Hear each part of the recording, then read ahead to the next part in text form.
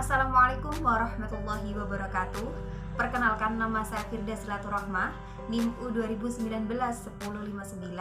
Saya dari Prodi Ilmu Al-Quran dan Tafsir Universitas Kiai Haji Ahmad Siddiq Jember. Oke, dalam video kali ini saya akan membahas sedikit mengenai mushaf Al-Quran dari masa ke masa pada pracetak. Sebelum kita membahas lebih lanjut mengenai mushaf Al-Quran pada masa pracetak, sebaiknya kita mengetahui dulu macam-macam atau jenis-jenis mushaf.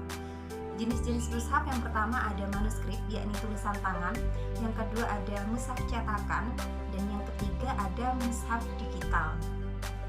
Oke, selanjutnya kita akan membahas mushaf pada masa ke masa. Yang pertama pada masa Rasulullah SAW. Jadi pada masa Rasulullah SAW, mushaf ini belum terjadi penulisan atau pengkodifikasian menjadi satu.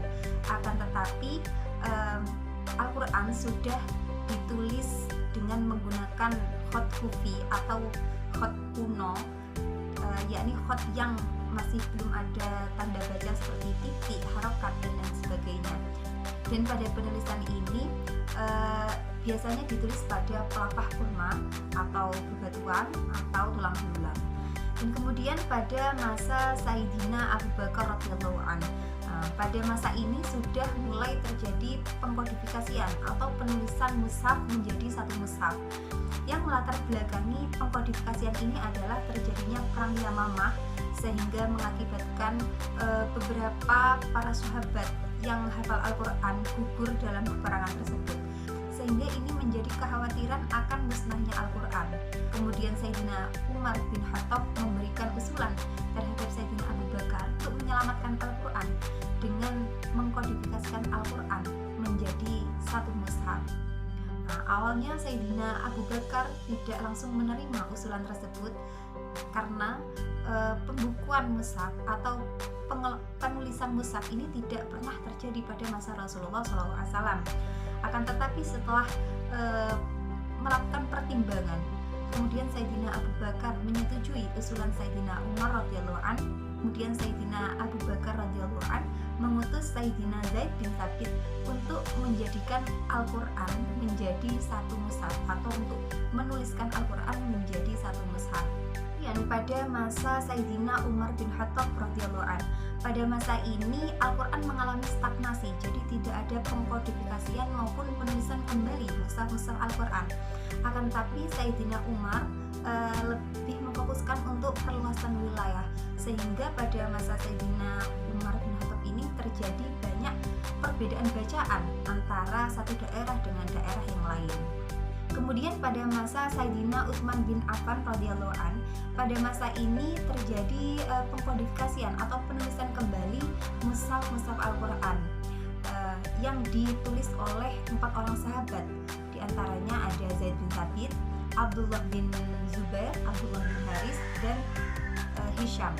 Ada juga yang mengatakan ada 7 orang sahabat yang ditambah dengan Ibnu Abbas, Ubay, dan Amr bin As. Kemudian pada masa ini yang menjadi sumber dari penulisan Al-Quran adalah yang pertama mushaf yang sudah pernah ditulis pada masa Sayyidina Abu Bakar radhiyallahu an. Kemudian yang kedua, Sayyidina Utsman bin Affan memerintahkan untuk memadukan tulisan-tulisan yang pernah ditulis oleh sahabat pada masa Sayyidina Nabi. Kemudian yang ketiga, bersumber dari hafalan para sahabat.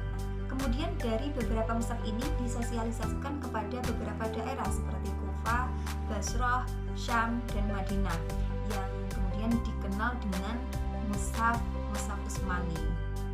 Kemudian pada masa setelah Sayyidina Utsman bin Affan, yakni pada masa Abu Aswad Ali, kemudian pada masa Nasr bin Asim, dan pada masa Khalid bin Ahmad, ini sudah mengalami perkembangan penulisan seperti adanya tanda baca seperti harokat, titik, dan lain sebagainya. Kemudian mushaf masuk ke Nusantara atau mushaf masuk ke Indonesia. Mushaf masuk ke Nusantara ini masih berupa manuskrip. dan pertama ditulis oleh Syadzali Sa'ab pada tahun 1973 sampai 1975 atau 1394 sampai 1936 Hijriah. Dan kemudian penulisan mushaf mengalami perkembangan hingga menjadi mushaf cetakan seperti mushaf cetakan Bombay, dan sampai sekarang yang terkenal adalah mushaf cetakan Menara Kudus. Nah, mungkin itu saja penjelasan sedikit dari saya mengenai mushaf pracetak. Kurang lebihnya mohon maaf. Wassalamualaikum warahmatullahi wabarakatuh.